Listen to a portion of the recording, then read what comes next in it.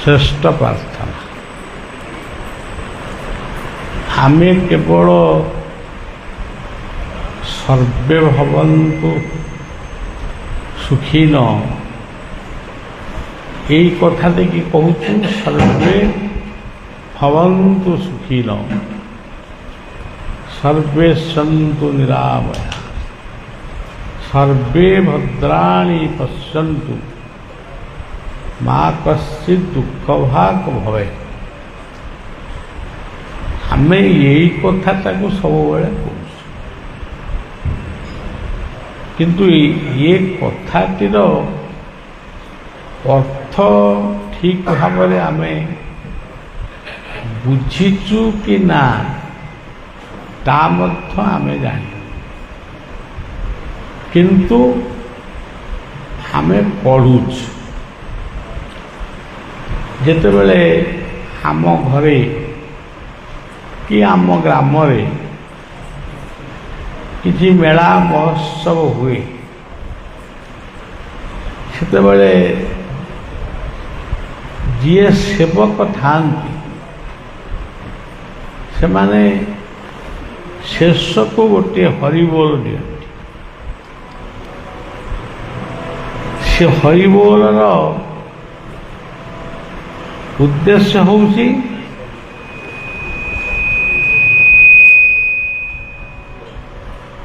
ସମସ୍ତେ ସୁଖ ଶାନ୍ତିରେ ରୁହନ୍ତୁ, ଆନନ୍ଦ କବାର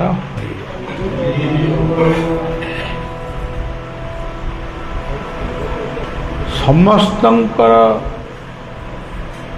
ସୁଖ ବାଞ୍ଛା କରିବା ଇଏ ପ୍ରତ୍ୟେକ ସତ୍ସଙ୍ଗୀମାନଙ୍କର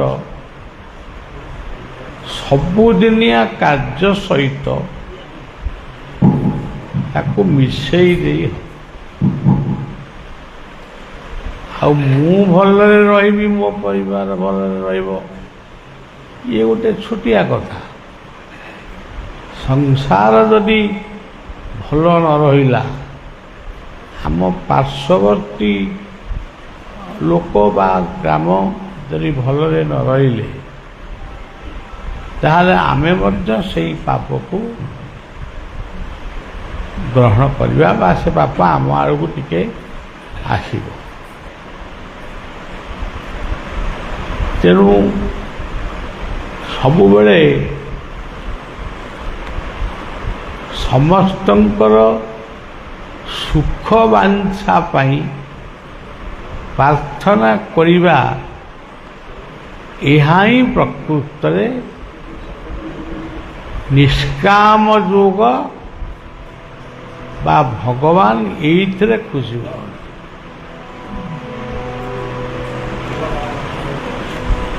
ବାୟା ଗୋଟିଏ ପଦ କହିଥିଲେ ମୋତେ,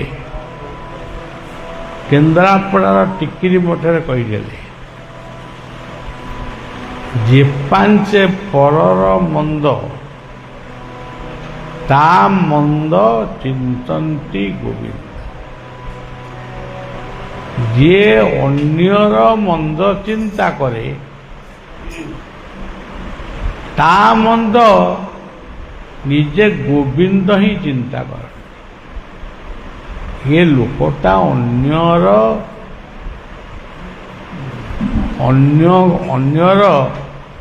ଦଣ୍ଡ କଥା ଯେତେବେଳେ ଚିନ୍ତା କରୁଛି, ତେଣୁ ମୁଁ ତାକୁ ନିଜେ ଦଣ୍ଡ ଦିଏ। ତେଣୁ ଇଏ ହେଉଛି ଶାସ୍ତ୍ରୀୟ କଥା। ତ ଆକୁ ଶାସ୍ତ୍ରୀୟ କଥା କହିହେବ, ଶାସ୍ତ୍ରୀୟ କଥା ନ କହିଲେ ବି ଏ କଥାଟା ଆମ ପାଖକୁ ନିଶ୍ଚୟ ଆସିବ।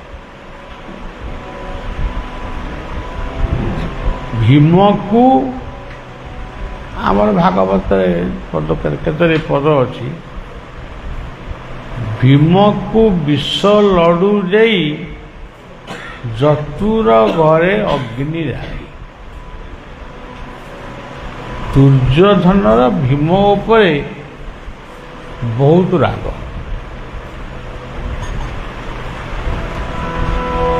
ତେଣୁ ସିଏ ସବୁବେଳେ ଗୋଟେ ବାହାନା ଚିନ୍ତା କରୁଛି, କ'ଣ କଲେ ଭୀମ ଦଣ୍ଡ ପାଇବ। ଖାଲି ଦଣ୍ଡ ବି ନୁହେଁ, ଭୀମ ମରିବ। ଏଇ କଥାକୁ ଚିନ୍ତା କରି ଭୀମକୁ ଡାକିଲେ। ଭୀମ ଆସିଲା। ଯେଉଁଠି ନିର୍ଭୀକତା ଥାଏ, ସେଠି ଯେଉଁଠି ଭୟାଳୁ ମଣିଷ ଥାଏ, ତାକୁ ସବୁ କଥା କରିବା ପାଇଁ ଭୟ ଲାଗେ। ଯେଉଁଠି ନିର୍ଭୀକ ମଣିଷ ଥାଏ, ସେଠି ଭୟ ତା ପାଖକୁ ଯାଏ ନା। ତେଣୁ ଭୀମ ଯାଇକରି ଯେତେବେଳେ ନଦୀ କୂଳରେ ପହଞ୍ଚିଲେ, ସମସ୍ତେ ସବୁ ଲଡ଼ୁ ସବୁ ନେଇଥିଲେ। ସମସ୍ତେ ମିଶିକିରି ଲଡ଼ୁ ଖାଇଲେ।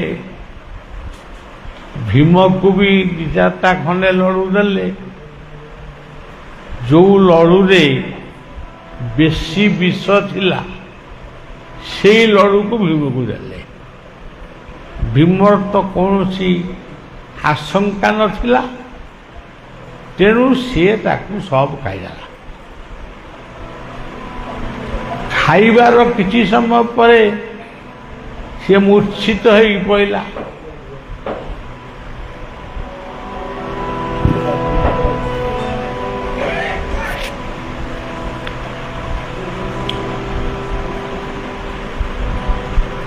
ସମସ୍ତେ ଦେଖିଲେ ଭୀମ ବୋଧେ ମରିଗଲାଣି କି କ'ଣ।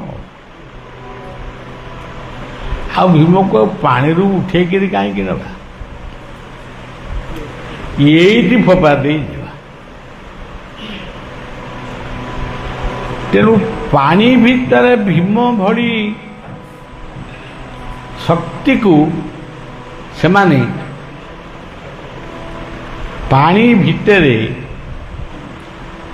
ଫିଙ୍ଗି ଦେଇ ଚାଲିଗଲେ। ଭୀମ ବର୍ତ୍ତମାନ କୋଉଠି ପହଞ୍ଚିଲା? ଯେ ପାଞ୍ଚେ ପରର ମନ୍ଦ ତା ମନ୍ଦ ଚିନ୍ତନ୍ତି ଗୋବିନ୍ଦ। ଭୀମକୁ ପାଣି ଭିତରେ ଦେଲେ। ସମସ୍ତେ ଭାବିଲେ ଯେ ଭୀମ ମରିଗଲା, ଗୋଟେ କଣ୍ଟକ ଗଲା। ଆଉ ଏମିତି ସବୁ ଭାବି ଚିନ୍ତି ଭୀମ ଭାସୁଛି ପାଣିରେ। ଏମାନେ ତାଙ୍କର ହସ ଖୁସି ଆନନ୍ଦ କରୁ। ଯିଏ ଯେତେବେଳେ ଖୋଜେ, କେହି କାହାରିକି ଖୋଜେ, କିନ୍ତୁ ଆପଣମାନେ ଜାଣନ୍ତି ସମସ୍ତେ ସମସ୍ତଙ୍କୁ ଖୋଜନ୍ତି ନାହିଁ।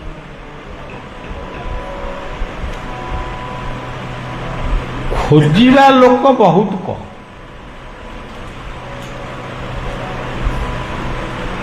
ଏମିତି ପରିସ୍ଥିତି ଆମ ଜୀବନରେ, ଆମ ପରିବେଶରେ ଏମିତି ସବୁବେଳେ ଏଇଭଳିଆ ଘଟଣା ସବୁ ଘଟୁଛି। ଭୀମ ସେ ପାଖରେ ମୃତ୍ୟୁବରଣ କରିଛି, ହସୁଛନ୍ତି କୌରବମାନେ, ପାଣ୍ଡବମାନଙ୍କୁ ଖତେଇ ହେଇକି ହସୁଛନ୍ତି। କ'ଣ ଇଏ କଥା? ଭୀମ ଗଲା କୁଆଡ଼େ? ଭୀମ ସେଇ ପାଣି ଭିତରେ ସେ ଗଡ଼ି ଗଡ଼ି ଗଡ଼ି ଗଡ଼ି ଗଡ଼ି ଗଡ଼ି ଯାଇକିରି ସେଟା ମୃତ୍ୟୁବରଣ କରିଛି। ଗଡ଼ି ଗଡ଼ିକି ଯାଉଛି, ଯାଇକିରି ଯମରାଜଙ୍କର ଜମାଳୟରେ, ଏ କୁବେର ଆଳୟରେ ପହଞ୍ଚିଲେ। କୁବେର କହିଲେ ଯିଏ ଧନପତି, ଯାହାଙ୍କୁ ପ୍ରାର୍ଥନା କଲେ ଧନ ବର୍ଦ୍ଧିତ ହୁଏ, କିନ୍ତୁ ଅସତ ଉପାୟରେ ନୁହଁ, ସତ ଉପାୟରେ ଧନ ଅର୍ଜନ ହୁଏ। ସିଏ ଯେତେବେଳେ ଭୀମଙ୍କୁ କୁବେର ଦେଖିଲେ, ସେ ଚିହ୍ନି ପାରିଲେ ଇଏ ତ ଯୁଧିଷ୍ଠିରଙ୍କ ଭାଇ, ଇଏ ତ ପଣ୍ଡୁଙ୍କର ପୁତ୍ର, ଆଙ୍କୁ କିଏ ଏମିତି କରିଛି? ସେ ମନେ ମନେ ବାଛି ନେଲେ ଆକୁ ଯିଏ କରିଥିବ ସେ ହେଉଛି ଦୁର୍ଯ୍ୟୋଧନ ଲୋକ। ତେଣୁ ଆମେ ଆକୁ ବିଶ୍ରାମ ଦେଇ ଔଷଧ ଦେଇ ତାକୁ ବଞ୍ଚେଇବାକୁ ଚେଷ୍ଟା କରିବା। ଭୀମକୁ ବଞ୍ଚେଇ ଦେଲେ, ତାକୁ ଯାହା ଯେମିତି ତାଙ୍କ ପଙ୍ଖା କର, ଘଷ ମାନେ ଗୋଡ଼ ଘଷ ଯାହା କର। ଭୀମ ଯେତେବେଳେ ସଚେତନ ହେଲା, ସେ ପଚାରିଲା ଆପଣମାନେ କ'ଣ ଏଠି? ନା ତମେ କେମିତି ଏଠିକି ଆଇଲ? ନା ମୁଁ କହିପାରିବିନି, ମୋତେ ଦୁର୍ଯ୍ୟୋଧନ ଡାକିଥିଲା ନଈ କୂଳକୁ ବୁଲି ବୁଲି ଆସିବା ପାଇଁ। ଆମେ ବୁଲିବାକୁ ଯାଇଥିଲୁ, ସେଠି ଗୋଟେ ନଈ କୂଳେ ଗୋଟାଏ ମହୋତ୍ସବ ହେଲା। ଲଡ଼ୁ ମୋତେ 2-4ଟା 5ଟା ଖଣ୍ଡେ ଦେଇଛନ୍ତି। ମୁଁ ତ ଟିକେ ଅଧିକ ଖାଏ, କିନ୍ତୁ ସମସ୍ତଙ୍କର ଯାହା ଭାଗ ପଇଲା ସେ ତାଙ୍କର ଖାଇଲେ, ମୋ ଭାଗଟା ଯେତିକି ପଇଲା ମୋତେ ଟିକେ ଅଧିକ ଦେଲେ। ମୁଁ ତାକୁ ଆନନ୍ଦରେ ଖାଇଦେଲି। ଆଉ ପାଣି ତ ସେଠି ପାଖରେ ଅଛି, ପାଣି ପିଇଦେଲି। ଆଉ ତାପରେ ମୋର କ'ଣ ହେଇଛି ମୁଁ କିଛି ଜାଣିନି। କୁବେର ବର୍ଣ୍ଣନା କଲେ ଯେ ଭୀମ ଇଏ ସବୁ ହେଉଛି ନାଟକ। ତମେ ବିଷ ଲଡ଼ୁ ଖାଇଛ, ଦୁର୍ଯ୍ୟୋଧନ ତା ଜୀବନର କଣ୍ଟକକୁ କାଢ଼ିଦେବା ପାଇଁ ପ୍ରଥମ ସେ ତମକୁ ପାଣି ଭିତରେ ମାରିଦେବାର ଯୋଜନା କରିଛି। ତମେ ଯେଉଁ ଭାବୁଛ ଲଡ଼ୁ ଦେଲେ, ସେ ଲଡ଼ୁ ନୁହେଁ, ସେ ହେଉଛି ବିଷ।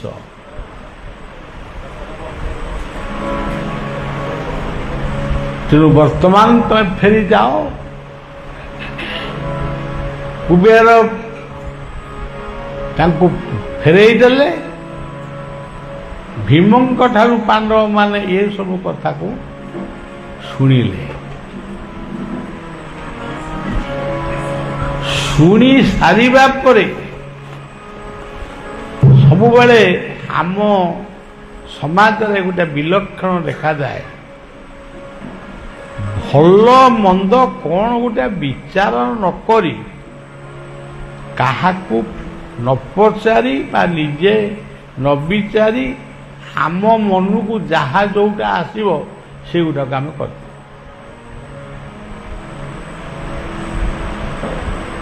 ଇଏ ଜଣେ ଜଣକୁ ମାରିଛି, ଟିକେ ବସିକିରି ଭାବ ସେ କାହିଁକି ମାରିଲା। ତେଣୁ ଏଇ ଯେଉଁ ବୁଦ୍ଧି ବିବେକ ଜ୍ଞାନ ବଳେ ମରଣ ଜିଣିପାରେ ହେଳେ। ତମ ମସ୍ତକ ଭିତରେ 3ଟି ଭଲ ଗୁଣ ରହିଛି, ସେ ହେଉଛି ବୁଦ୍ଧି, ବିବେକ ଆଉ ଜ୍ଞାନ। ଇଏ ତିନୋଟିଙ୍କ ସହିତ କିଛି ସମ୍ବନ୍ଧ ନ ରଖି ଯାହା ମାନେ ତାହା ଯଦି କରିବ, ତାହେଲେ ଜୀବନ କେବେ ହେଲେ ଶାନ୍ତି ପାଇବ ନାହିଁ। ଇଏ ତିନୋଟିଙ୍କ ଭିତରେ ଗୋଟିଏ ଭଲ ଲିଡର ଅଛନ୍ତି। ये तीन जन जाक सब समस्तଙ୍କର आवश्यक अच्छे कि जड़े किंतु बहुत माने पावरफुल सी किए सी हूँ बुद्धि। आमे समस्ते बुद्धि को लेकर ये संसार को आसी आमे बसीचु एठी कहीं गोटे लोक भी नहीं जहाँ मुंड भितर बुद्धि नहीं कि बुद्धि को घरे थोई देई मु जाऊँगी सत्संग को बुद्धि को घरे थोई दे कि गोटे ट्रंग ने पूरे चाप पकड़ी सी कथा एठी बुद्धि को करी आगु सार पंडित जनक व्यवहार। आजिकल सब माँ माने सब जो माने आसुचंती आश्रम को सांगे पुओ झी आसुन कौन बा कुआड़े आइलु कौन तो घर कौटी कौन कौटी कुआड़े कौन आसबार कौन कहबू कौन से कह किसी तो कथा समस्या नहीं कह कौन से किंतु बुझेई बुझेई शेष को कह ये मैट्रिक पास करची को लाइन रे जीव मुझे भावे ये मैट्रिक पास करची को लाइन रे जीव ता घर कौटी मो घर कौटी ता प्रश्न कौटी उत्तर कौटी माँ तू के जाके पढ़ीचु कहलु टे लजाई माने एत बड़े कहे ना कहे टे आदर शर्म नहीं तू से पाठ विषय किसी जानु जी जाचु यथेष नुहे तू मत कहीं पचारू से पुओ को पचारूनु पुओर कौन पढ़ा को इच्छा अच्छे सी जदि कह मोर पढ़िया को आउ इच्छा नहीं तू लक्ष लक्ष टंका खर्च कले भी से पढ़ सी जदि इच्छा कर माँ मुझा पढ़ी ताकू से सुजोगटा प्रथम देवाई पड़ो आउ पाठ पढ़ला बेल गला कुआरे तुम स्नेह श्रद्धा बेल गला कुआरे जेमती टे बयस बढ़ीगला ज्योतिष को पचार बाबा को पचार जोटी जहाँ को देखिल पचार किए कौच हाथ देखा हाथ हाथटा तो लंबी तो हाथ टाक मु कहीं देखे तो हाथ तो तो हाथ तो पापुली अच्छी सब अच्छे आउ कौन मु देखी तू कौन देखिपारू ना ये कौ जाके पड़ो ये असंभव कथा आजिर समाज रे असंभव असंभव प्रश्न असंभव उत्तर तेणु सज्जन जेतेबेले भीम कथा उठिला जे भीम को ये विश्व लड्डू दे देगी अच्छा हो देखा एडे साहस से विश्व लड्डू दे युधिष्ठिर अर्जुन नकुल सहदेव सी खाली गदा फदा धरिक उठुता बसुता भाई मत टे सुजोग दियो तते कौन सुजोग देवी ना मु आउ रही कुआड़े जीव ना से नई कूल को देवी ये से तू कहीं जीवु जड़े जाइला ये अवस्था होगी ना मुझे वंश निपात करदे आउ थी जे क्या हैरान कर ଯେହେତୁ ବୁଦ୍ଧି ଯୁଧିଷ୍ଠିରଙ୍କର ଯଥେଷ୍ଟ ବୁଦ୍ଧି ଅଛି, ସେ ମାଙ୍କୁ ମଧ୍ୟ ସେ ଭାଇମାନଙ୍କୁ ମଧ୍ୟ ବୁଝାନ୍ତି ଏ କଥା କେବେ ବି ଠିକ ନୁହେଁ। କାହାକୁ ଗୋଟେ ହଠାତ୍ ମାରିଦେବା ଆଜି ଯେମିତି ସମାଜରେ ଘଟୁଛି, ଆଜି ତ ବେଶୀ ଘଟୁଛି, ସିଏ ପ୍ରକୃତରେ ବୁଦ୍ଧିଆ ମଣିଷ ନୁହେଁ। କିନ୍ତୁ ଗୀତା କହିଲେ ଯୋଗସ୍ଥଂ କୁରୁ କର୍ମା, ତମେ ଯାହା କରୁଛ କର। ହାତଟାକୁ ପାଇଛ ବୋଲି କ'ଣ ସେ ହାତଟା ଏ ହାତଟାକୁ କାହିଁକି ପାଇଛ? ତମେ ଭାବ, ଏ ହାତଟାକୁ ପାଇଛ ବୋଲି ତମେ ଭାବୁଛ ଏ ହାତରେ ମୁଁ ଛୁରୀ ଧରିବି, ବନ୍ଧୁକ ଧରିବି, ବମ୍ ଧରିବି, ଅମୁକ, ଏଇଥିପାଇଁ କ'ଣ ହାତ ସୃଷ୍ଟି ହେଇଥିଲା?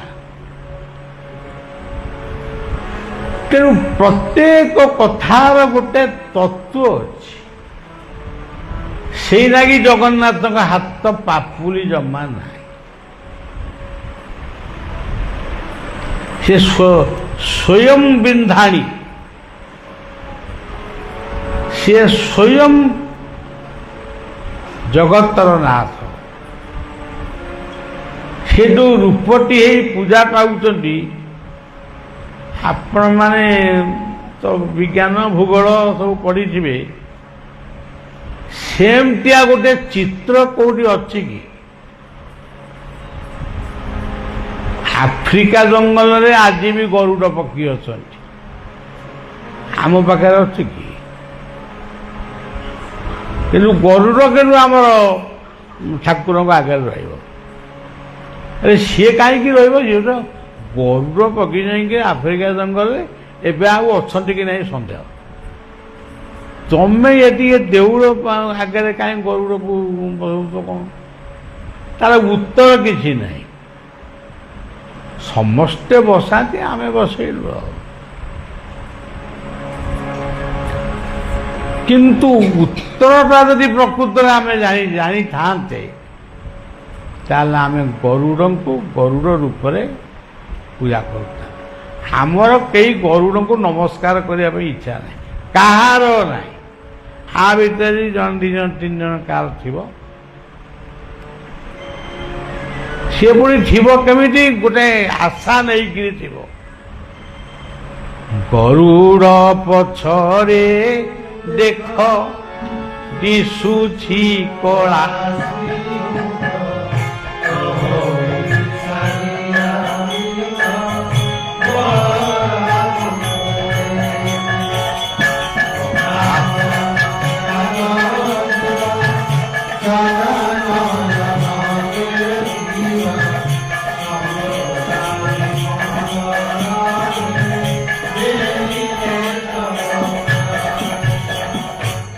ଆମେ ଗରୁଡ଼ଙ୍କ ପଛରେ ଠିଆ ହେଇ ଜଗନ୍ନାଥଙ୍କୁ ଦର୍ଶନ କରିବୁ କାହିଁକି?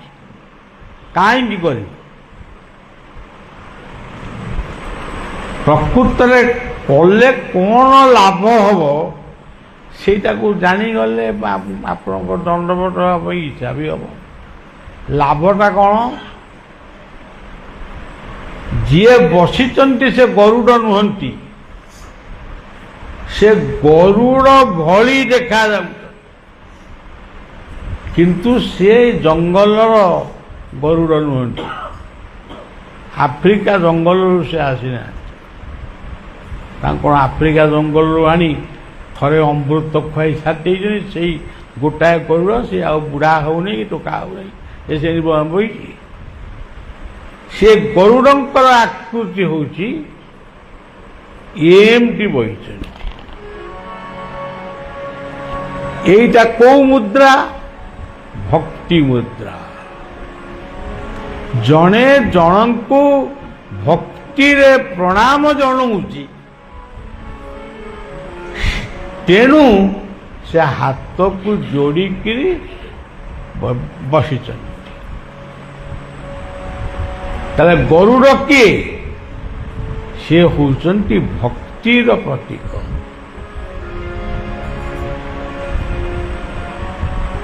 ପୁଣି ବିଚାର କରିବା ଗରୁଡ଼ କିଏ? ରାତି ପାହିଲେ ସୂର୍ଯ୍ୟ ଉଦୟ ହୁଅନ୍ତି।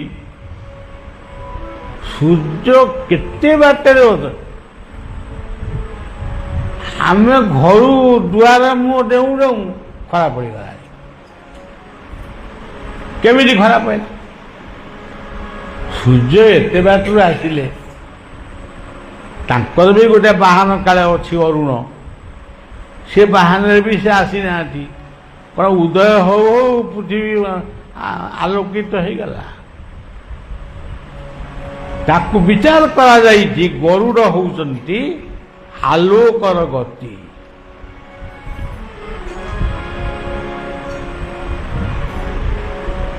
ଆଉ ଯେଉଁ ଜୀବମାନେ ଅଛନ୍ତି ତାଙ୍କ ହାତରେ ଯଦି ଆମେ ଖବରଟା ଦେବା, ସେ ଖବରଟା ମାନେ ସେଠି ପହଞ୍ଚୁ ପହଞ୍ଚୁ, ଯାହାକୁ ଆମେ ଡାକିବା ସେଠି ପହଞ୍ଚୁ ପହଞ୍ଚୁ 6 ମାସ ଖଣ୍ଡେ ଲାଗିଯିବ। ତେଣୁ ଦୁଃଖଟା ବର୍ତ୍ତମାନ ପଡ଼ିଛି, ମୁଁ ବର୍ତ୍ତମାନ ଡାକୁଛି, 6 ମାସ ପର୍ଯ୍ୟନ୍ତ କାହିଁକି କେମିତି ଅପେକ୍ଷା ମୁଁ କରିବି? ତେଣୁ ଦୁଃଖଟା ଜଣେଇଲେ 6 ମିନିଟ୍ ବି ଲାଗିବ ନାହିଁ। ଦୁଃଖଟାକୁ ନେଇ ସିଏ ଆପଣ ଯୋଉ ଠାକୁରଙ୍କୁ ଡାକୁଛ, ସବୁ ଠାକୁର ଗୋଟାଏ, ସେଇଠି 5-6 ମିନିଟ୍ ଭିତରେ ପହଞ୍ଚିଯାଏ। ସେଇଥିପାଇଁ କୁହାଯାଉଛି ଗରୁଡ଼ ପଛରେ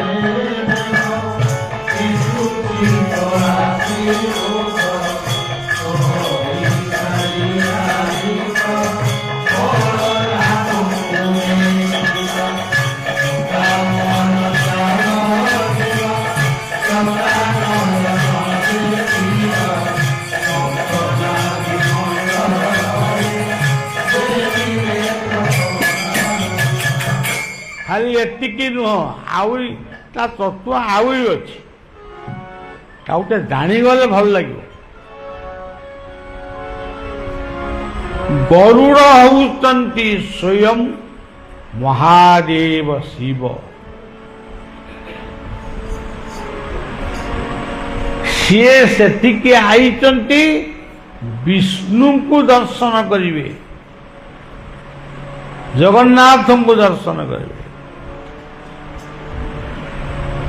ଆଉ ଶିବଙ୍କ ମନ୍ଦିରରେ ଯେଉଁ ବୃଷଭ ଷଣ୍ଢ ଭଳିଆ ଦେଖାଯାଉଛି, ସେ ଷଣ୍ଢ ବୃଷଭକୁ ପୂଜା କରାଯାଉଛି। ସେ ବୃଷଭ କିଏ? ସିଏ ହେଉଛନ୍ତି ସ୍ୱୟଂ ବିଷ୍ଣୁ। ଏଠି ବିଷ୍ଣୁ ପୂଜା କରୁଛନ୍ତି ଶିବଙ୍କୁ, ସେଠି ଶିବ ପୂଜା କରୁଛନ୍ତି ବିଷ୍ଣୁଙ୍କୁ। ଆମେ ତ କିଛି ଜାଣିନୁ। ଆମ ଘରେ ତ ଆମର କାହା ସାଙ୍ଗରେ କାହାର ପଡୁନି। ଯୋଉଠି ବି ପଡୁଛି ସେଠି କ'ଣ ସବୁ ଏଇ କଥା ସବୁ ଆଲୋଚନା ହଉଛି।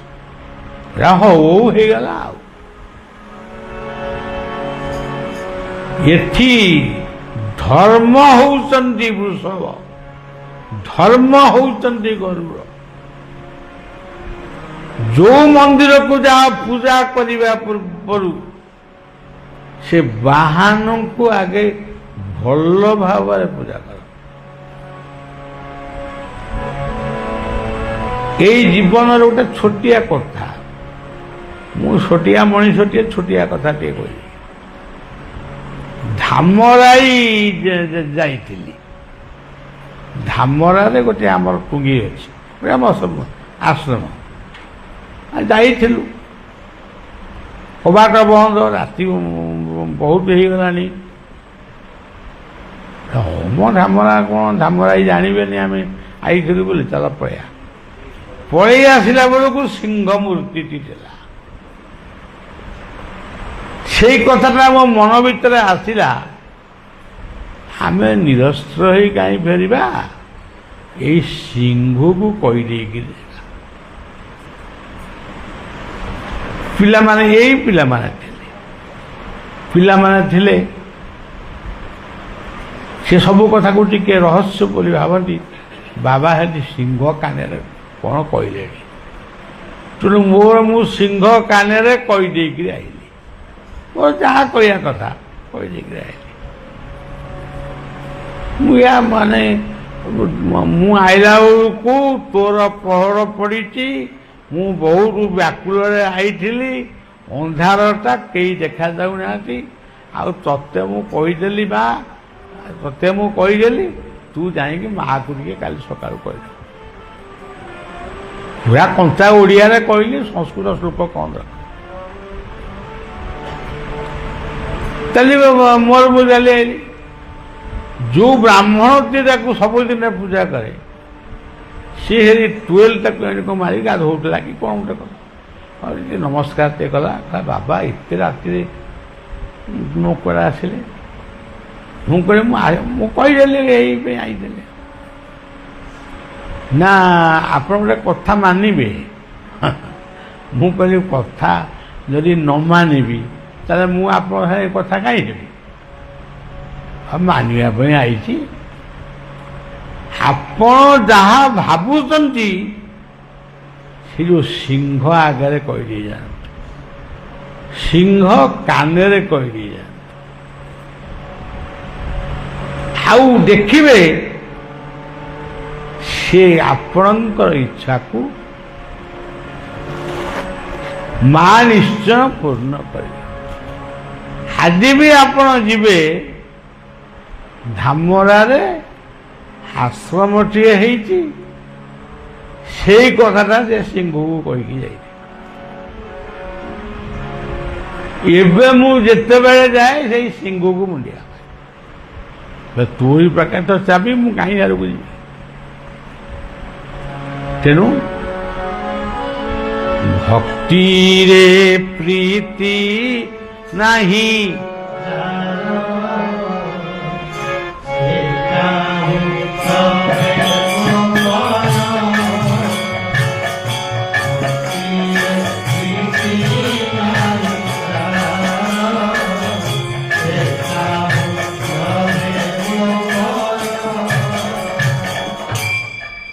ভক্তি কুঠারে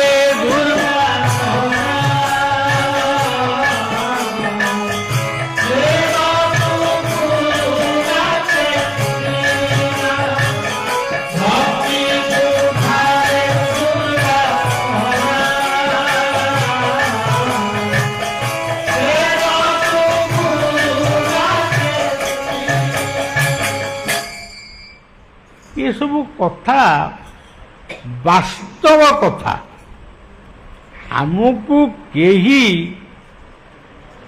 ବୁଝେଇ ନାହାନ୍ତି। ଯୋଉଠି ବୁଝିବୁ ସେତିକି ବି ଆମକୁ ନେଇନାହାନ୍ତି। ଆମେ ତ କିଛି ଜାଣିନୁ, ଯିଏ ଯାହା କହିଲା ସେଇଟା ହେଲା ବେଦରକାର। କିନ୍ତୁ ବୁଝିଲେ ଆପଣ ଭାବିବେ ଯେ ପ୍ରକୃତ ଦୁନିଆରେ ଆମେ ଯାହାଙ୍କୁ ଖୋଜୁଛୁ ସିଏ ସତ୍ୟ ଆମ ପାଖରେ ହିଁ ଅଛି। ତେଣୁ ତତ୍ତ୍ୱ ଜାଣିଲେ ତୁଟେ ଭ୍ରାନ୍ତି, ଭବ ସାଗରୁ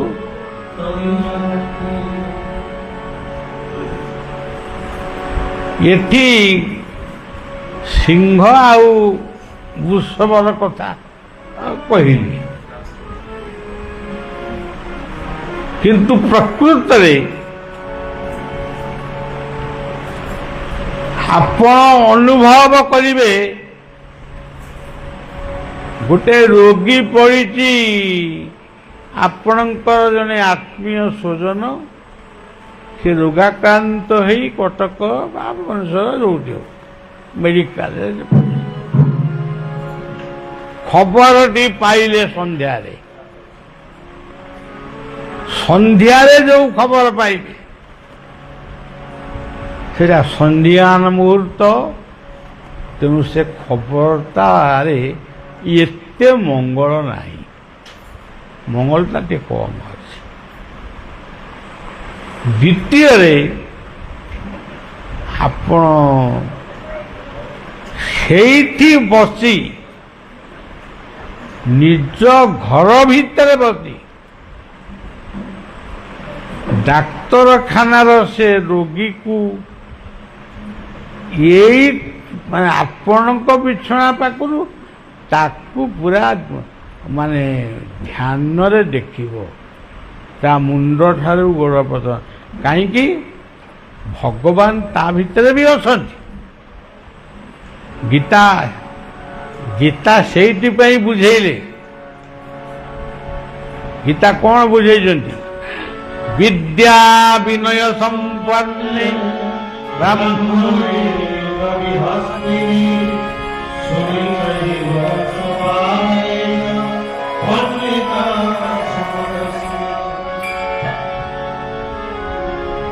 ଆମର ସେ ବିଶ୍ୱାସ ନାହିଁ। ବିଶ୍ୱାସକୁ ପୁଣି ଆମର ଯେଉଁମାନେ ବିଶ୍ୱାସର କଥା ଆମକୁ ଶିଖଉଛନ୍ତି ସେଇମାନେ ଆମ ବିଶ୍ୱାସକୁ ଅବିଶ୍ୱାସ କରାଉଛନ୍ତି। ମୁଁ ଏଇଠି କହୁନି, ତାଙ୍କ ପାଖରେ ବି କହିବି, ସେ ଏଇଠି ଥିଲେ ବି କହିଥାନ୍ତି। ମନେ କରାଯାଉ ଆମେ ଆମର କୋଉ ମାନେ 94 ପୁରୁଷ କି 95 ପୁରୁଷରୁ ଆମେ ଗୋଟେ ଶିବଙ୍କୁ ପୂଜା କରୁଛୁ। ଆମକୁ ଜଣେ ଆସି ବୁଝଉଛି, ଆରେ ଷଣ୍ଢକୁ କାହିଁ ପୂଜା କରୁଛ, ଇଏ ଷଣ୍ଢକୁ କାହିଁ ପୂଜା କରୁଛ। ଆମକୁ ଏମିତି ବୁଝେଇ ଦଉଛି ଯେ ଆମେ 2-3 ଘଣ୍ଟା ଭିତରେ ନୁଚି ନୁଚିକିରି ଆସିକିରି ସେ ଷଣ୍ଢକୁ ଉପାଡ଼ିକିରି ତାକୁ ନେଇ ଫୋପାଡ଼ି ଦେଇଯାଉଛୁ। ଆମେ ଗୋଟେ ତୁଳସୀ ଗଛ ପୂଜା କରୁଛୁ, ମୂଳ ଠାରୁ ଅଗ ପର୍ଯ୍ୟନ୍ତ ଯଦି ଗୋଟିଏ ତୃଣ ଥାଏ ସେ ହେଉଛି ତୁଳସୀ। ଓଡ଼ିଶାର ଏମିତି ଘର ନାହିଁ ଯେଉଁ ଘରେ ତୁଳସୀଙ୍କର ପୂଜା ହୁଏନି। ଆଉ ଯୋଉଠି ଦେଖିଥିବେ ବୃନ୍ଦାବତୀଟି ଥିବେ କିନ୍ତୁ ତା ମୁଣ୍ଡ ଉପରେ ତୁଳସୀ ନଥିବ, ତାକୁ କେହି ଜଣେ ଭୁଷୁ ପଣ୍ଡିତ ଆସି ତାକୁ ଏମିତି ବୁଝେଇ ଦେଇଥିବ ଯେ ସେ ଗଲା ଯାଉଁ ଯାଉଁ ସେ ତୁଳସୀ ଗଛକୁ ଉପାଡ଼ିପାରେ ନା। ଆମ ଭକ୍ତି ଗୁଡ଼ାକୁ, ଆମ ବିଶ୍ୱାସ ଗୁଡ଼ାକୁ ଏମିତି ନଷ୍ଟ କରିଦିଆଯାଉଛି। ଆମେ ସନାତନ ଧର୍ମର ଲୋକ, ତମେ ଯଦି ବୁଝିପାରୁନା ଆମକୁ ପଚାରୁନା, ନହେଲେ ମୋତେ ଡାକୁନା, ମୁଁ ଯିବି। ତୁମେ ସନାତନ ଧର୍ମକୁ ନେଇକିରି କୋଉଠି ପହଞ୍ଚେଇ ଦେଲଣି ଯେ ଯେମିତି ସନାତନ ଧର୍ମ ଯେ କିଛି ନୁହେଁ, କୁକୁର ମଳ ଠାରୁ ଆହୁରି ଛୋଟ। ନିଜେ ତ ବୁଝିନା, ଆମକୁ ପଚାରୁନା, ଆମେ କହିବୁ। ନ କହିପାରିଲେ 2 ଜାବୁଡ଼ା ଆମକୁ ଦବ। ମୁଁ ସେ କ'ଣ ସେ ତାମିଲନାଡୁର ସେ ଯେଉଁ ବାବୁଟି କହିଥିଲା, ତା ପାଖକୁ ମୁଁ ଗୋଟେ ଚିଠି ଲେଖିଲି, 2 ଥର ଲେଖିଲେଣି, ପୁଣି ଆଉ ଥରେ ଲେଖିବି।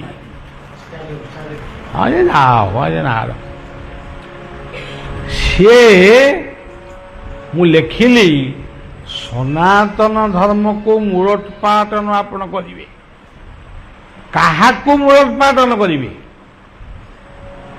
ସକୁ କିମ୍ବା ନାକୁ କି ତକୁ କିମ୍ବା ନକୁ, କୋଉଟା ମୂଳୋତ୍ପାଟନ କରିବେ? ସନାତନୀ ବୁଝିଛି ସ କହିଲେ ସତ୍ୟ, ସଂଯମ, ସତ୍ସଙ୍ଗ, ସତ ସଂକଳ୍ପ, ତାହେଲେ ତାକୁ ମୂଳୋତ୍ପାଟନ କରିବେ। ଯଦି ସକୁ ନ ପାରିବେ ନାକୁ ମୂଳୋତ୍ପାଟନ କରିବେ, କିଏ କୋଉ ନାମକୁ ମୂଳୋତ୍ପାଟନ କରିବେ? ଆମେ ଆମର ହରେ ରାମ କୃଷ୍ଣ ଗୋବିନ୍ଦ ଗୋପାଳ ମଧୁସୂଦନ ଦୁନିଆ କଥା ଆମେ ପୂଜା କରୁଛୁ। ଆପଣମାନେ ପୂଜା କରୁଛନ୍ତି, ଯୀଶୁ ଖ୍ରୀଷ୍ଟଙ୍କୁ ପୂଜା କରୁଛନ୍ତି, ଚର୍ଚ୍ଚକୁ ପୂଜା କରୁଛନ୍ତି, ମସଜିଦକି ପୂଜା କରୁଛନ୍ତି। ସେଗୁଡ଼ାକ ମୂଳୋତ୍ପାଟନ କରିବେ। ତାହେଲେ ମୂଳୋତ୍ପାଟନ କରନ୍ତୁ, ତାହେଲେ ଆମେ ଯାଇକି ଦେଖିବା। ଆଉ ଆପଣ ଉତ୍ତର ଦେବେ, ତାହେଲେ ମୁଁ ଆପଣଙ୍କ ଘର ଦୁଆର ମୁହଁକୁ ଯିବି, ଦୁଆର ମୁହଁ ଆଗରେ ମୁଁ କହିବି। ଆପଣ ମୋତେ ଗୁଳି କରି ମାରିଦେବେ, କିନ୍ତୁ ମୁଁ ଧର୍ମ ନିନ୍ଦା ସହିପାରିବିନି। ମୋତେ ବି ଆପଣ ବାଇବେଲ ଦିଅନ୍ତୁ, ମୁଁ ବାଇବେଲ ବୁଝେଇବି। ମୋତେ ବି ଆପଣ କୁରଆନ ଦିଅନ୍ତୁ, ମୁଁ କୁରଆନ ବୁଝେଇବି। କିନ୍ତୁ ଆପଣ ସନାତନ ଧର୍ମର ଗୀତାକୁ ଟିକେ ବୁଝିବାକୁ ପ୍ରସ୍ତୁତ ନୁହନ୍ତି। ତେଣୁ ସଜ୍ଜନ, ଏମିତି ଆମ ଭିତରେ ଆମେ ପ୍ରକୃତରେ ସମସ୍ତେ ଭଲ। ଏଠି ଯଦି ଭଲ ଲୋକ ନଥାନ୍ତେ, ଏଠି ଏତେ ଲୋକ ବଇଥାନ୍ତେ କେମିତି? ଏ କାହିଁକି ବଇଛନ୍ତି? କ'ଣ ଏଠି କ'ଣ ପାଇଁ ବଇଛନ୍ତି? ସେ ବଇଛନ୍ତି କେବଳ ଭଲ କଥା ଟିକେ ଶୁଣିବେ। ମୁଁ ଭଲ କି ମନ୍ଦ ସେ ଜାଣିନାହାନ୍ତି, କିନ୍ତୁ ଯେହେତୁ ମୁଁ କଥା ଦିପଦ କହୁଛି, ଭଲ କଥା ଦେଇ ଗୀତା ଭାଗବତ, ମୁଁ ତେଣୁ ତାକୁ କାନ ଦେଇ ଶୁଣୁଛନ୍ତି। ବର୍ତ୍ତମାନ ବି ଆପଣମାନେ ଦେଖନ୍ତୁ, ଏ ଏରିଆ ବୁଲି ଆସିବେ, ଗୋଟେ ସର୍ଭେ ମନେ ମନେ କରିବେ, ଜଣେଇକିରି କରିବେନି, ଗୁପ୍ତରେ କରିବେ। ଏଇ ବଜାରରେ ଅଭଦ୍ର ଲୋକ କେତେ, ଭଦ୍ର ଲୋକ କେତେ? ମୁଁ ଆପଣଙ୍କୁ ଗ୍ୟାରେଣ୍ଟି ଦଉଛି, ମୁଁ ବରଂ ଆପଣଙ୍କ ସାଙ୍ଗରେ ଯିବି। ଅଭଦ୍ର ଲୋକ 5ଟି, ଭଦ୍ର ଲୋକ 20ଟି। ନିଜ ନିଜ କାମରେ ସମସ୍ତେ ବ୍ୟସ୍ତ। ଇଏ 5ଟା 3ଟା ମାନେ ଗୋଟେ ଉତ୍ପାତ ସୃଷ୍ଟି କରୁଛନ୍ତି। ଆଉ ତେଣୁ ସଜ୍ଜନ, ଇଏ ଯେମିତି ଆମ ଲୋକ ଗୁଡ଼ିକ କହୁ, ଏଇଟା କଳିଯୁଗ। କଳିଯୁଗ କ'ଣ? କଳିଯୁଗ କ'ଣ? କଳିଯୁଗ ମାନେ ଗଣ୍ଡଗୋଳ କରିବା, ଏଇ ହେଉଛି କଳିଯୁଗ। କଳି କହିଲେ କଢ଼।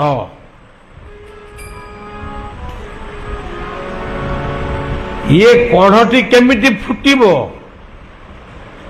କେବଳ ଫୁଟିବାର ଉପାୟ ହେଉଛି ନାମ।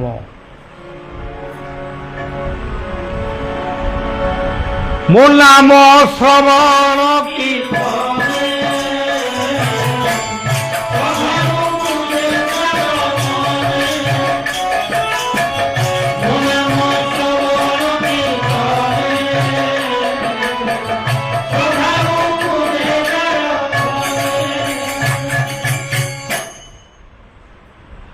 ଜଣେ ଜଣଙ୍କୁ ଗୋଟିଏ ଶିଷ୍ୟ ଯାଇ ଗୁରୁଙ୍କୁ କହିଲା, ମୋତେ ଟିକେ ନାମ ଦେଲେ ହୁଅନ୍ତାନି। ଏ ନାମ କ'ଣ? ସେ ଭାଇମାନଙ୍କୁ ଯେଉଁଟା ଦେଇଛନ୍ତି, ଆରେ ସେ ଭାଇମାନଙ୍କୁ କ'ଣ ନାମ ଦେଇଛି ତୁ କେମିତି ଜାଣିଲୁ?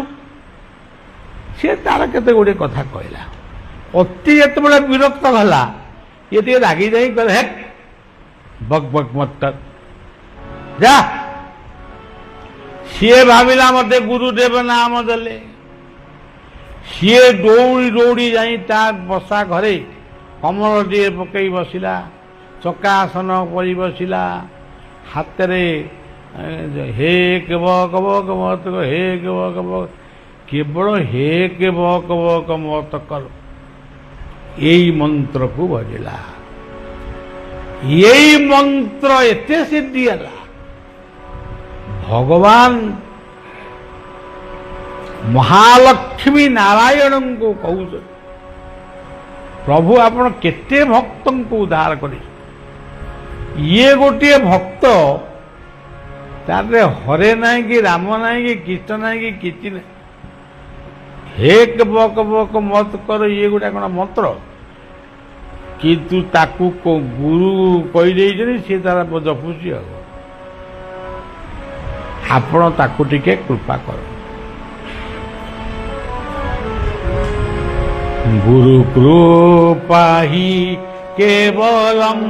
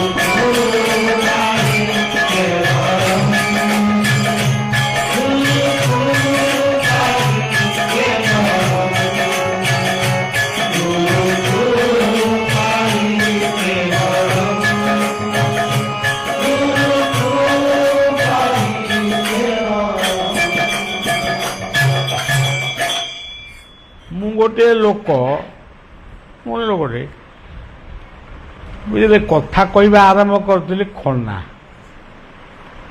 मो पार्टी नागुला किसी कह यही खना ओगिना गीता कहूँ ये कृपाटा का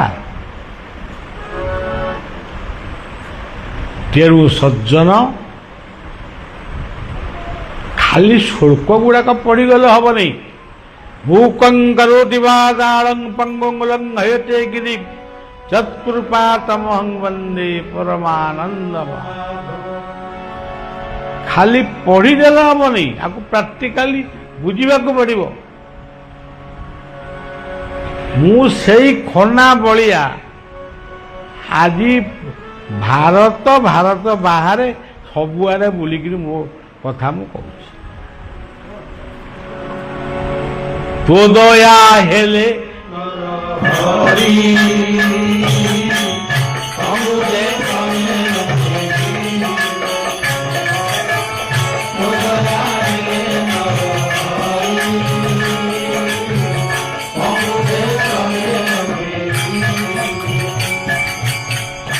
तोहर नहिले करुणा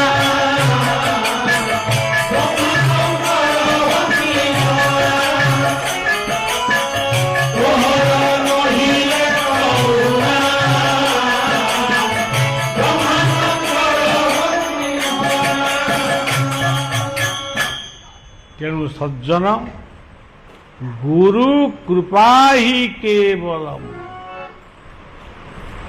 मुझे बसी अल्प लोक बोली भाविक कथा कहूनी जी आपण मैंने बही जदि वार्ताटी से किसी लोक पाखे आपण परिवेशन करेंगे सी हजार हजार लोक शुणे कहीं शुणे कहीं शुणे ता भितर कौन क्या शला चोट आम शोधीचु ना क्या आम भल मंद कथा कहीचु आम कहतु माने जीवन कथा कहूँ कहीं लगे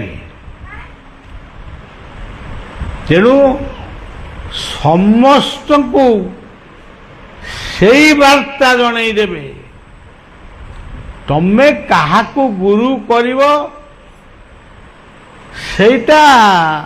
टिके पछर चिंता कर प्रथम श्रेणी पास कर द्वितीय को जीव ना द्वितीय पास कर तृतीय आ तुम एकाधरे पंचम श्रेणी ना कौच तेणु गुरु को नमणिब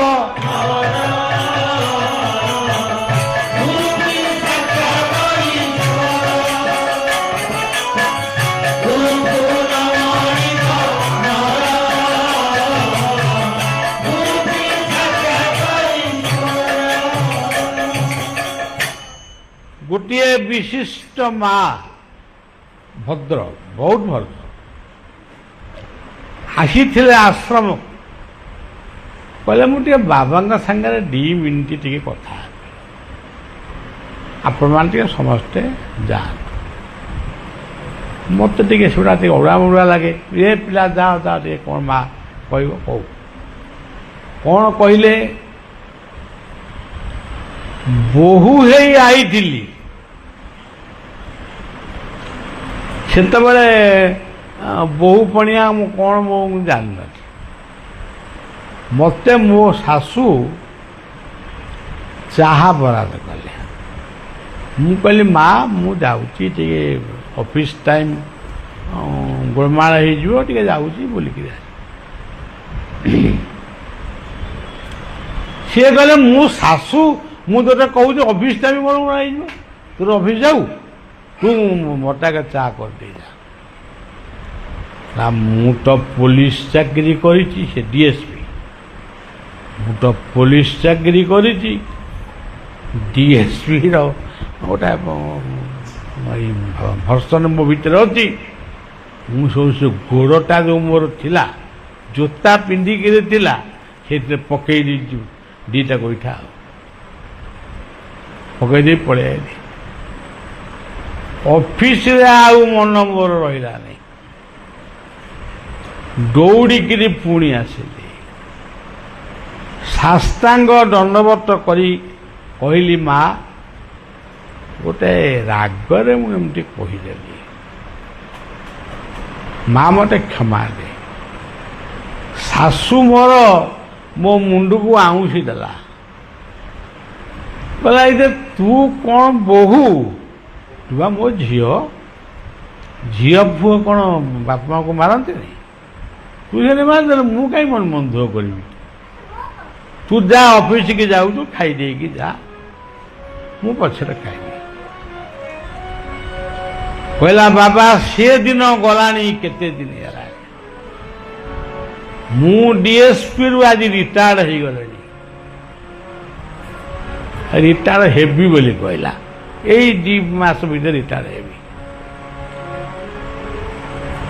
ଏଇ ଯୋଉ ପାପ ମୁଁ ଜୀବନରେ କରିଛି ମୁଁ କାହାକୁ ଆଉ କ୍ଷମା ମାଗିବି ମା ତ ନାହାନ୍ତି ବାପା ତ ନାହାନ୍ତି ସ୍ୱାମୀକି ତ କହିପାରିବିନି ତେଣୁ ମୁଁ କାହାକୁ କହିବି ଏମିତି ଭାବୁ ଜଣେ ବ୍ୟକ୍ତିକି ପାଇଲେ ସେ ଆପଣଙ୍କ ନାଁଟି କହିଲା ତେଣୁ ମୁଁ ସେଇ ନାକି ଆଇଛି ଆଉ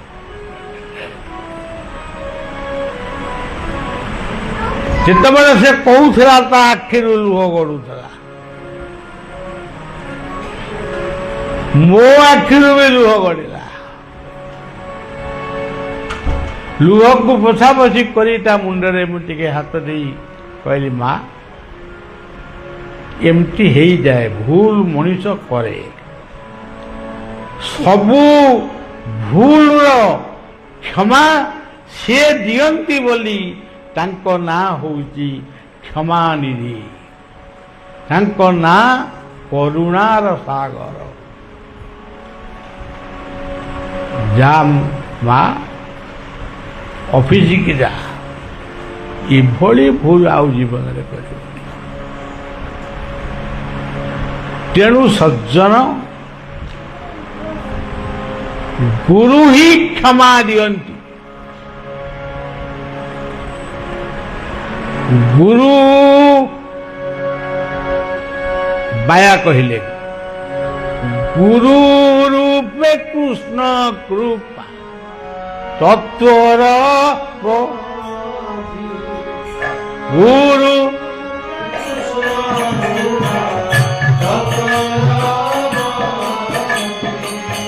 তত্ত্ব নিরুক্ত হেলে ছাড় বেদ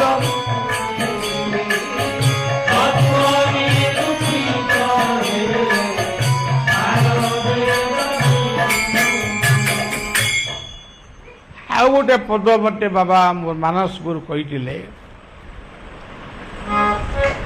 ଯେ ପାଞ୍ଚେ ପରର ମନ୍ଦ ତା ମନ୍ଦ ଚିନ୍ତନ୍ତି ଗୋବିନ୍ଦ ଆଉ ଗୋଟିଏ ପଦ କହିଥିଲେ, କେତେ କେତେ ବିପତ୍ତି ନ ଆସିଲା, ଏକା କୃଷ୍ଣ ଥିବାରୁ କିଛି ନ ବାହାରିଲା।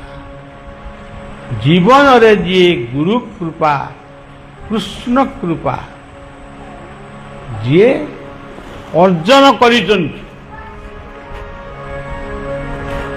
ବିପଦ ତାଙ୍କ ପାଖକୁ ଆସିବ, କିନ୍ତୁ ଅଳ୍ପ ସମୟ ରହି ପଳାଇବ। ବିପଦ ନୁହଁ ବିପଦ କେବେ,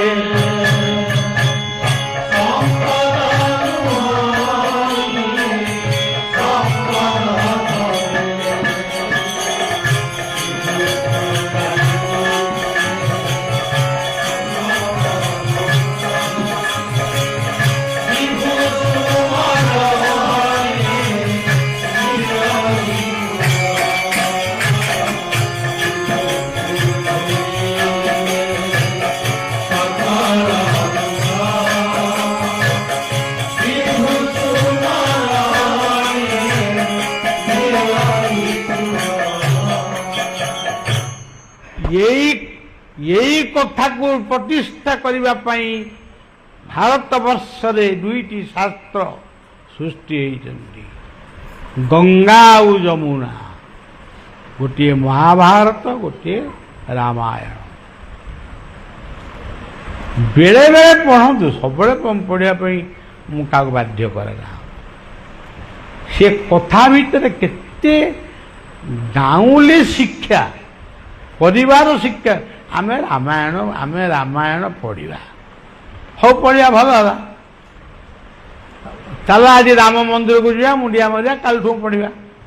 ରାମ ମନ୍ଦିର ଗଲାକୁ ରାମ ତମେ କ'ଣ 4 ଜଣ ବଇଛନ୍ତି, ରାମ ଲକ୍ଷ୍ମଣ ଆଉ କିଏ ଚାହୁଁଛନ୍ତି, ରାମ ବଇଛନ୍ତି, ଲକ୍ଷ୍ମଣ ବଇଛନ୍ତି, ଭରତ ଶତ୍ରୁଘ୍ନ, ହଁ 6 ଜଣ ବଇ, ସୀତା ବଇଛନ୍ତି, ପୁଣି ହନୁମାନ ବଇଛନ୍ତି। ଆଉ ରାମକୁ କ'ଣ ଦେଖିବା? ଆଉ ରାମ କିଏ? ତେଣୁ ସଜ୍ଜନ ଇଏ ଆଉ କ'ଣ କରିବେ?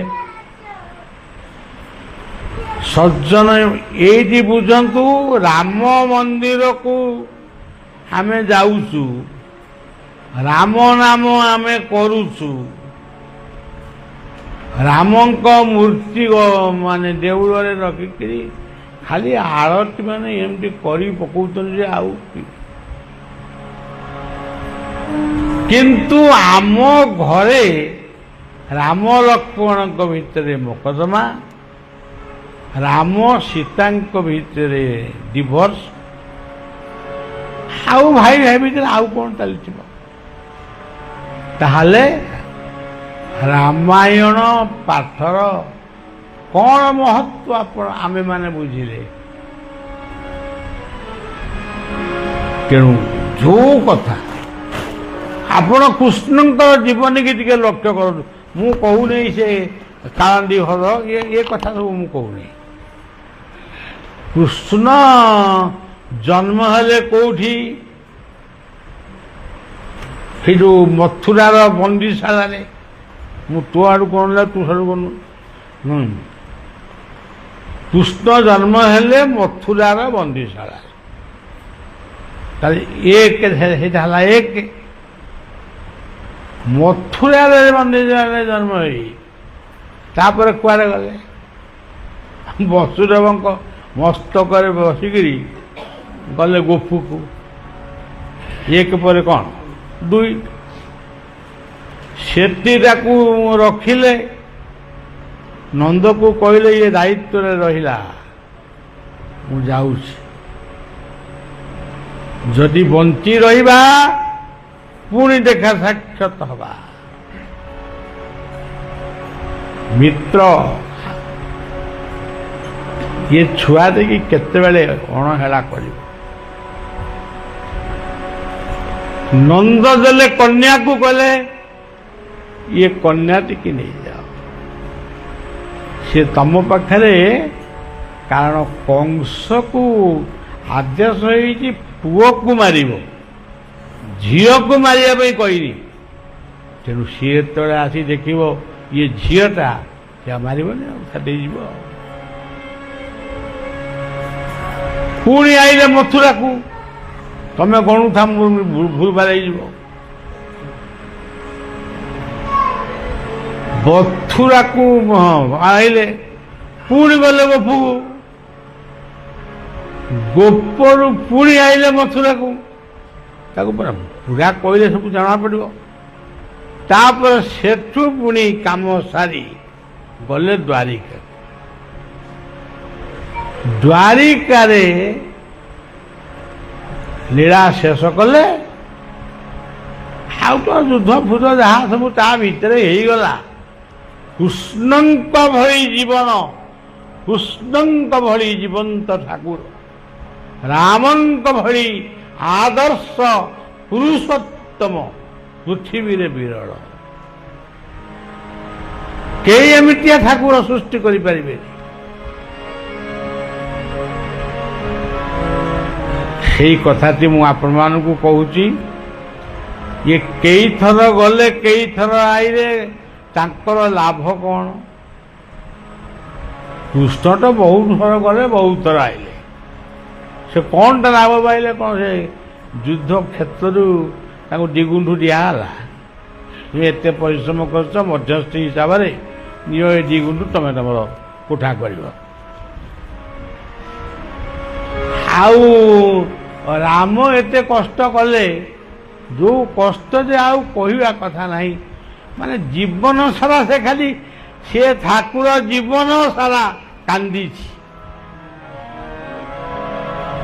ଆଉ ଏ ଯୋଉ ଠାକୁର ଜୀବନ ସାରା ହସିଛି। ତେଣୁ ଏଇ ଦୁଇଟି ଠାକୁରଙ୍କୁ ପୂଜା କଲେ ଦୁଃଖ ସୁଖର ବିଚାର ସେ କରିବେ। ତେଣୁ ଏଇସବୁ କଥାକୁ ଆପଣମାନେ ବୁଝିଲେ ମାନେ ବହୁତ ବଢ଼ିଆ ଲାଗିବ। ମୁଁ ରାମାୟଣ କୁହେନି, ମୁଁ ରାବଣ ଚରିତ ମାନସ କୁହେ। ରାମ ଚରିତ୍ର ମାନସ ସମସ୍ତେ କହୁଛନ୍ତି, ମୋର ମୁଁ କହେ ରାବଣ ଚରିତ ମାନସ। ଯଦି କେତେବେଳେ ସେମିତି ଗୋଟେ ସମୟ ଜୁଟିବ, କହିଦେବା ଖଣ୍ଡେ ରାବଣ ଚରିତ ମାନସ। ତେଣୁ ଆଦର୍ଶକୁ ଆମେ ଭୁଲି ଯାଇଛୁ। ଆମ ଜୀବନର ବ୍ରତକୁ ଆମେ ଭୁଲିଗଲୁ। ଜୀବନର ଇଷ୍ଟଙ୍କୁ ଭୁଲି ଯାଉଛୁ, ଗୁରୁଙ୍କୁ ଭୁଲି ଯାଉଛୁ, କର୍ମକୁ ଭୁଲି ଯାଉଛୁ। ତାହେଲେ କେମିତି ଆମେ ଭଲ ମଣିଷ ହେବା? କେମିତି ଆମେ ଭଲ ପରିବାର ଗଠନ କରିବା? ବୈକୁଣ୍ଠ ସମାନ ଅଟେ ସେ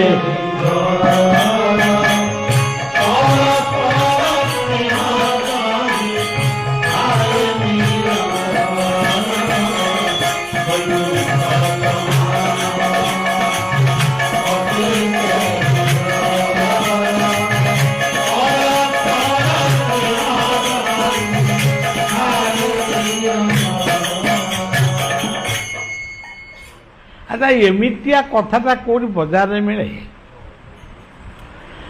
ତାଲଚେର FCI ବଜାର ମୁଁ ତ ଦେଖିନି ଭଲ କିନି, ମୁଁ ଖାଲି ଅନୁମାନ, କି ଅନୁଗୁଳ ହଉ କି ଯାହା, କୋଉ ବଜାରରେ ମିଳିବ?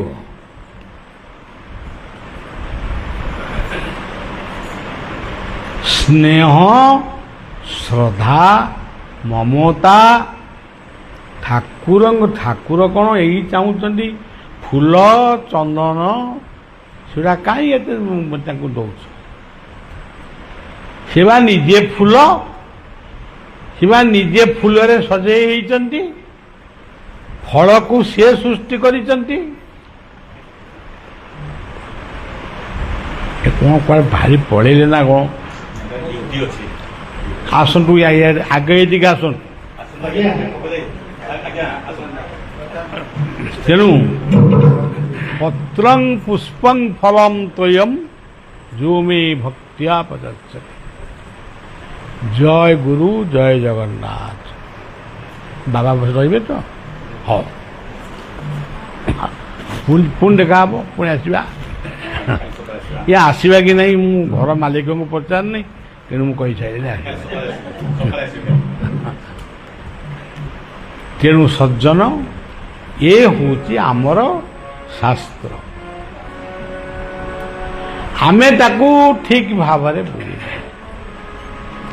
ତେଣୁ ଆମେ ଯେଉଁ ସନାତନ ଧର୍ମରେ ସବୁ ଜନ୍ମ ହେଇଛୁ, ଖାଲି ଏତିକି ମାନନ୍ତୁ ସତ୍ୟ। ସତ୍ୟଂ ବଦିଷ୍ୟାମି, ମୁଁ ସତ୍ୟ କହିବି, ନାମ କରିବି, ସବୁ କଥାର ତତ୍ତ୍ୱକୁ ବୁଝିବି ଏବଂ ନମ୍ରତା ଗୁଣକୁ ଆଚରଣ କରିବି। ଆପଣ 9 ଅକ୍ଷରକୁ ଆଗ ଚିନ୍ତା କରନ୍ତୁ। ଇଏ 9 ଅକ୍ଷରକୁ ଆଗ ଚିନ୍ତା କଲେ କ'ଣ ହବ? ସୂର୍ଯ୍ୟଙ୍କୁ ନମସ୍କାର କର। ନମୋ ବିବସ୍ୱତେ ବ୍ରହ୍ମନ୍ ଭାସ୍ୱତେ।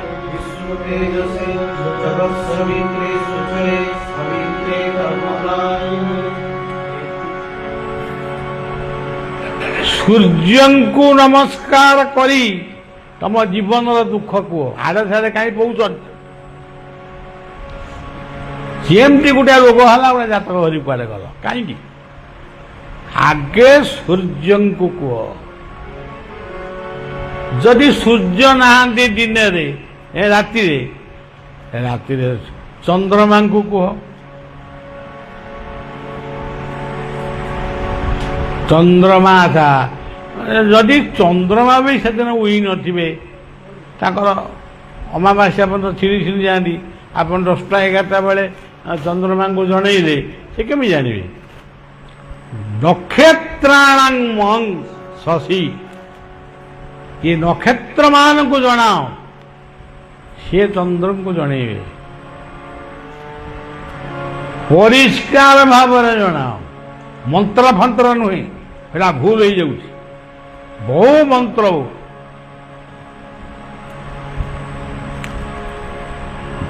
ସବୁ ଦୁଃଖ ସବୁ ସୁଖ ସେ ବୁଝିବେ। ତର୍ତ୍ତର ହେଲେ କ'ଣ ସବୁ ହବ? ନକ୍ଷତ୍ରାଣାଂ ଆଦିତ୍ୟଂ ନାମହଂ ବିଷ୍ଣୁ ଜ୍ୟୋତିଷ ମରୀଚି।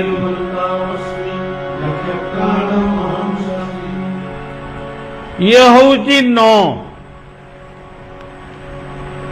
ପୃଥିବୀକୁ ନମସ୍କାର କର, ସମୁଦ୍ରକୁ ନମସ୍କାର କର, ପିତୃ ମାତୃ ଗୁରୁଜନ ମାନଙ୍କୁ ନମସ୍କାର କର। ନମସ୍କାର କଲେ ଜମା ମୁଣ୍ଡ ଛିଣ୍ଡିଯିବନି। ମୁଣ୍ଡ ମନେ ମନେ କରିବ। ଭାଗବତରେ ଲେଖିଲେ ନମଇ ନୃସିଂହ ଶରଣ ଅନାଦି ପରମ କାରଣ। ଆଉ ଟୋଟା କ'ଣ ଲେଖିଥାନ୍ତି? ତେଣୁ ନମସ୍କାର କର। ଏଇ ହୃଦୟକୁ ମନ ଭିତରେ ଭାବି ଏଇ ହୃଦୟକୁ ଟିକେ ନମସ୍କାର କର। ମୋଟେ 2 ମିନିଟ୍ ଭିତରେ ସବୁ ସରିଯିବ। ଇଏ ସନାତନ। 9 ପରେ କ'ଣ ଆଇଲା? ତ ଆଇଲା ତତ୍ତ୍ୱ। ତତ୍ତ୍ୱଟି କ'ଣ? ମୁଁ କିଏ?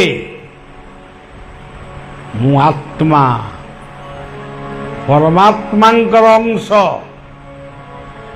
ମୁଁ କର୍ମର ପ୍ରତୀକ, ଜ୍ଞାନର ପ୍ରତୀକ, ଭକ୍ତିର ପ୍ରତୀକ।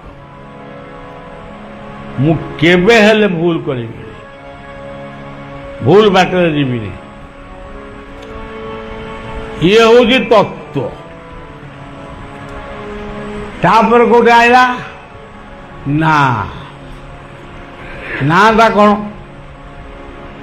ହରିନାମ ପ୍ରେମ ଲଡୁ ବড়াই মধু।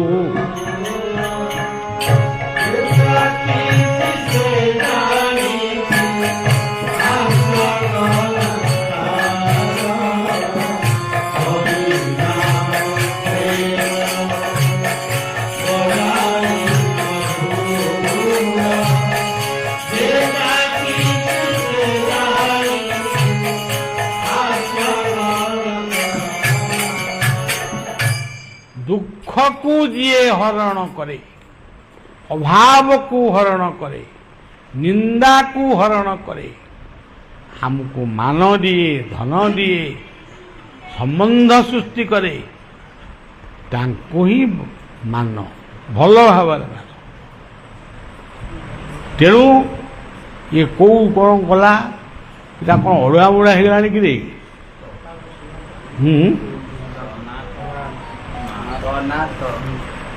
ତଟା କହିଲି ବା। ତାପରେ ହଉଛି ସ। ନା ମୁଁ ଆଉ ଓଲଟେଇକିରି କହୁଛି, ତୁମେ କ'ଣ କର? ତମେ ଭାବୁଛ ବୋଧେ ବାବା ବାଉଳି ଗଲେଣି କି କ'ଣ? ବାଉଳି ବି କହେ ମୁଁ ଗଞ୍ଜେଇ ଖାଏ? ମୁଁ ତ ଗଞ୍ଜେଇ ଖାଏ ନା, ବିଡ଼ି ଟାଣେ ନା, ସିଗାରେଟ ଖାଏ ନା, କିଛି ମୁଁ ହେରା ସବୁ ସେଟା ହେଲା ତତ୍। ଗୀତାରେ କୁହାଯାଇଛି ମୋ ନାଁ ହେଉଛି ତତ୍। ମୁଁ ସବୁବେଳେ ତମ ପାଖରେ ଅଛି।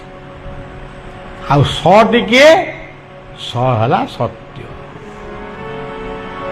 ତୁମେ ଯେ ପର୍ଯ୍ୟନ୍ତ ଅଛ ମୁଁ ତୁମ ପାଖରେ ଅଛି। ସେଥିପାଇଁ ଆମେ ନାମ କରୁ ଜୟ ଶିଶୁଅ